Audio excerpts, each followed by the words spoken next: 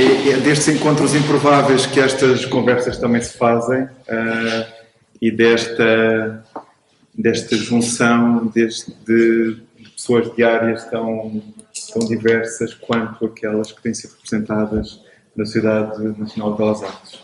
O pintor Eurico Gonçalves é um dos históricos da sociedade. A história dele quase que se confunde com a da sociedade, a vários títulos.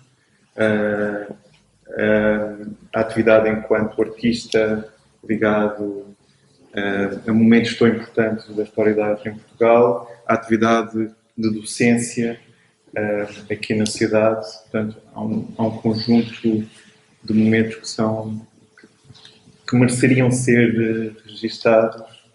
Nós começaríamos por perguntar-lhe, esta pergunta tem vindo recorrentemente, qual a sua primeira memória da cidade, porque ela vai antes ainda do que os nossos anteriores convidados.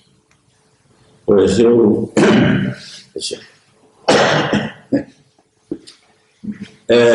concretamente, eu fui aceito pela primeira vez na Sociedade Nacional de Belas Artes, que era sócio, né? Em 1962, num salão de arte moderna, portanto, se não estou a erro, foi o quinto salão de arte moderna,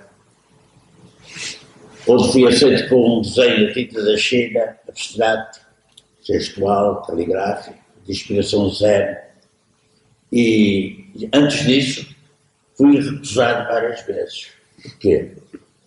Porque dominava até o final dos anos 50, lá, até o final das gerais foram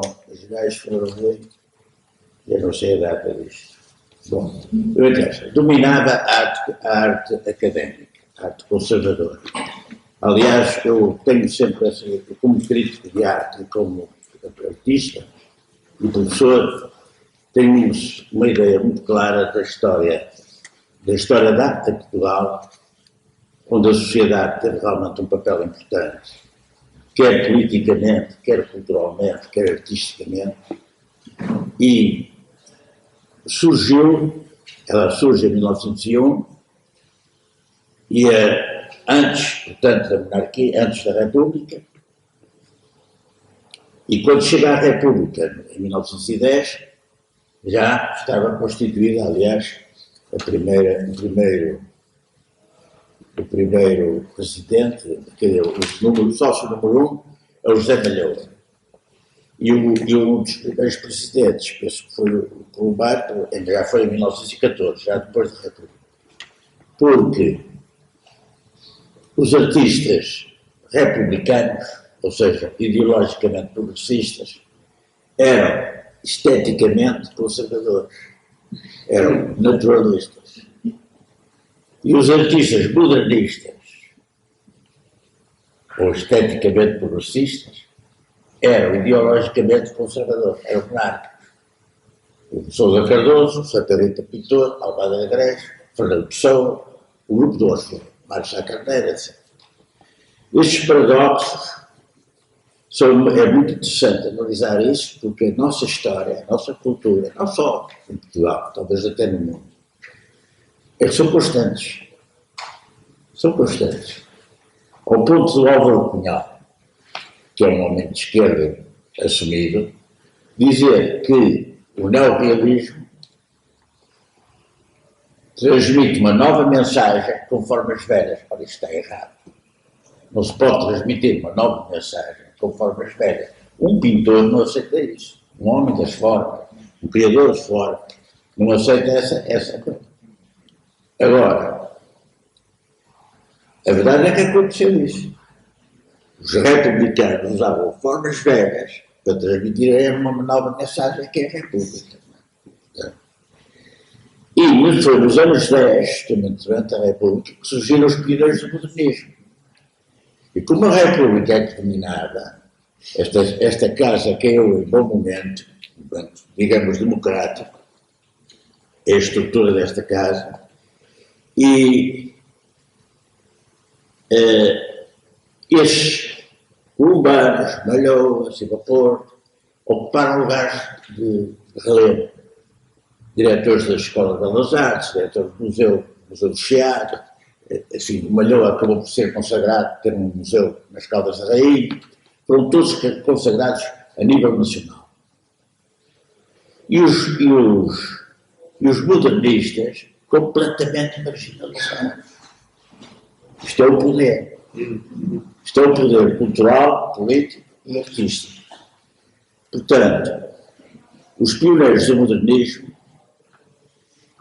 o caso mais chocante para mim é o Amadeu de Sousa Cardoso, que é o primeiro modernista português, morre em 1918, foi realmente contemporâneo do Picasso, enfim, grande valor dos anos 10, e foi o primeiro pintor do mundo a descobrir a vocação abstrata do cubismo e do orfismo. E em 1912, 13, já estava a fazer pintura abstrata de raiz cubismo, pintura abstrata geométrica de raiz cubismo. O Delaunay, que influenciou o Sousa Cardoso, veio um bocadinho depois, a seguir. Portanto, o que é grave na política cultural do nosso país, o que não acontece, por exemplo, em Espanha, que é aqui ao lado, é que nós temos uma péssima política cultural. Os portugueses lá fora são completamente desconhecidos. Só há 2 ou 3 portugueses conhecidos, que é a Vieira da Silva, que foi prémio da França, lançada pela França, é a Paula Rede, que foi lançada por Londres. Enfim, estes dois é discutível. Agora está aí o José Guimarães em contato com a data de galerias no estrangeiro, portanto, só aqueles que entram no mercado internacional é que são conhecidos lá fora. Se eu perguntar a um estrangeiro se conhece o Amadeu de Sousa Cardoso, não sabe. Se conhece o Almada, não sabe. O Almada, quando muito, em Espanha, quando muito, passou por lá. O Fernando Pessoa, agora já se é conhecido, mas nós somos tão mauzinhos para nós próprios, temos tão pouca autoestima. O Fernando Pessoa, para mim, é um caso típico de português, tal modo que ele falava bem inglês e acabou por dizer a língua portuguesa é a minha pátria. É importante. E apostou no anonimato, criou heterónimos, publicou 1 ou 2 poemas com o nome dele, escreveu toda a vida para o baú, trabalhava de dia e escrevia à noite. Quando morre em 1935, e quem sabia que era o Fernando Pessoa? Anonimato. Hoje acontece isso com muitos artistas portugueses. A pessoa é um dos primeiros. Sousa Cardoso, eles são todos encobertos. O Dom Sebastião é encoberto, não é? Bom, mas ainda tinha a desculpa do Nevoeiro. Aqui o Nevoeiro é de outra ordem mental. Não é físico. Portanto, foram descobrir o baú e encontraram uma obra genial. Portanto, é um caso fantástico. Mas vocês vejam como o nosso povo é tacanho, é humilde demais, é modesto demais, é paciente demais, é bom povo, é um bom povo. É fácil de comprar este povo. Agora, usam a paciência do povo. Cada vez mais. Bom, mas vamos voltar aos... Isto tem a ver com isto. Claro. Tem a ver com esta casa. Já acabou. Exatamente, claro. E tem todo sentido neste contexto, porque já parece uma aula daquelas... É uma das aulas das muitas que eu faço todos os dias. Bom. Então, interrompeu-me agora, obriga-me a... Desculpa. Não, era voltar à sua... Não, só é disse bem que Então, vou dar uma visão histórica. Na primeira exposição que aqui fez, depois de várias nas Gerais de Ser. Ora bem, portanto, o Pessoa é um caso importante, acho eu, porque muito português que ainda não sabem porquê. Porque quando o Pessoa começou a ser traduzido em muitas línguas e agora já é conhecido no mundo, sabem o que é que dizem cá em Portugal? Tanto Pessoa até enjoa. Nós somos mauzinhos para nós próprios, não temos autoestima. E somos parolhos, porque acreditamos sempre no estrangeiro. O estrangeiro é sempre melhor que nós. É uma palermice. E agora é melhor que nós. O Sousa Cardoso não é pior que o Picasso, não é que o Braque, não é que o Batista. Está ao nível, está até para mais. Nunca para menos. Mas toda a gente conhece o Picasso, Matisse, ninguém conhece o Sousa Cardoso. Isso é que é grave. Portanto, esta casa é a nossa casa, a casa dos artistas, eu gosto desta casa, mas deu muita luta. Deu muita luta esta casa. Porque, primeiro, foi dominada pelos republicanos, democratas, portanto, mas esteticamente conservadores, naturalistas. Salão da Primavera, Salão do Outono. E os modernos se lixam. Também não foi acusado várias vezes que era moderno, já era moderno em 72, era moderno desde 49. Ora bem, portanto, isto tem a ver com esta casa. Agora, quando surge as Gerais de Artes Plásticas, que foi 10 anos de luta, muito importante, este foi de 50... 46. Diga aí. Foi 46. De 58 não, antes disso. Como é que diz? 46. Foi 46 em geral. É, 46, não, 56, não, não é. 56, Já estou baralhado. 46, 57. Hã? 46, 57. 46, 56. Dá 10 anos. 10 anos. E uma delas foi fechada pela ordem da censura em 52. Portanto, é 46, 56. Então. Em 52 foi que teve encerrada esta casa, por indicação, e foram apreendidas as obras do Pomar, etc., de neorrealistas sobretudo. Esses salões foram muito importantes porque eram dominados fundamentalmente por artistas neorrealistas e surrealistas. Só que os surrealistas chegaram a 52, quando isto é fechado, e deixaram de participar porque não estavam para se submeterem à prévia censura, a censura prévia. E os neorrealistas aguentaram a pastilha até ao fim. Por outro lado, eram dominantes os neorrealistas dessa altura. Mas vocês reparem nesta contradição. Muitos surrealistas começaram no neorrealismo, mas passaram rapidamente para o surrealismo. Então o Cesarini e o Pessoa Santos começaram aí, mas rapidamente passaram para o surrealismo porque queriam uma coisa mais ampla, queriam uma concepção da arte mais ampla e não apenas de compromisso social, subordinada só à realidade circundante. Então a imaginação e o sonho. Isto é para os românticos. O sonho existe, o romantismo é importante. Portanto, não esqueçam isso. E agora, só para abreviar, só temos mais 5 minutos. Como é que vê esse salto no tempo, desde essa altura? Aqui na sociedade, estou a chegar lá. Estou a chegar lá demora é tempo, são 100 anos. Em 24 horas. Estou a fazer o resumo. Ora bem, portanto, quando uma vez perguntei perguntaram na televisão ao Cesarini quais eram os inimigos do surrealismo. E ele respondeu: era a censura e a ditadura do Dr. Salazar.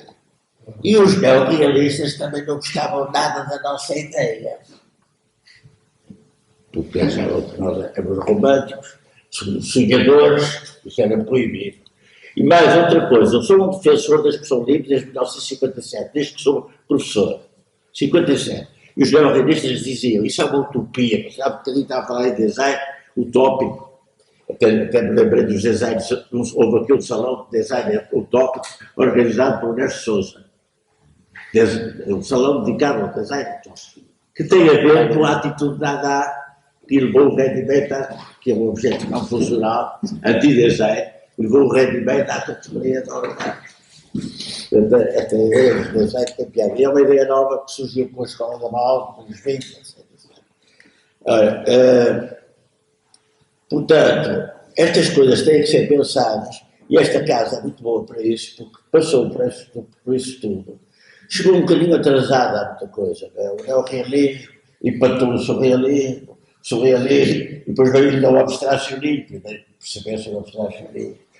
Os professores tiveram muito trabalho nessa altura, agora têm menos. Portanto, convém ter uma visão histórica do papel desta casa, porque depois de terem finalmente criado os tais salões de arte moderna, foi em 1900 e quê? As Gerais estão aqui, 46, 56, está bem, as Gerais. E os salões de arte moderna foram em 58, 63, depois dos salões. Porquê é que é depois dos salões? Porque os salões estavam dominados pelo neorrealismo. O neorrealismo era outra condicionante. Não havia lugar nem para os surrealistas, nem para os abstracionistas. E daí a minha explosão. Já tinha chegado ao abstracionismo. Portanto, isto tem a ver com esta casa, com a história desta casa. Agora, em 58 a 63, realizaram-se aqui 6 salões anuais de arte moderna. Finalmente. Durou tempo. E foi de Vitória. Já foi no período em que aparece o Bruno Sampaio, o arquiteto Bruno Sampaio, também estava ligado à direção. E então uma grande abertura com a AICA, aliás, fizeram os salões AICA-SMBA, até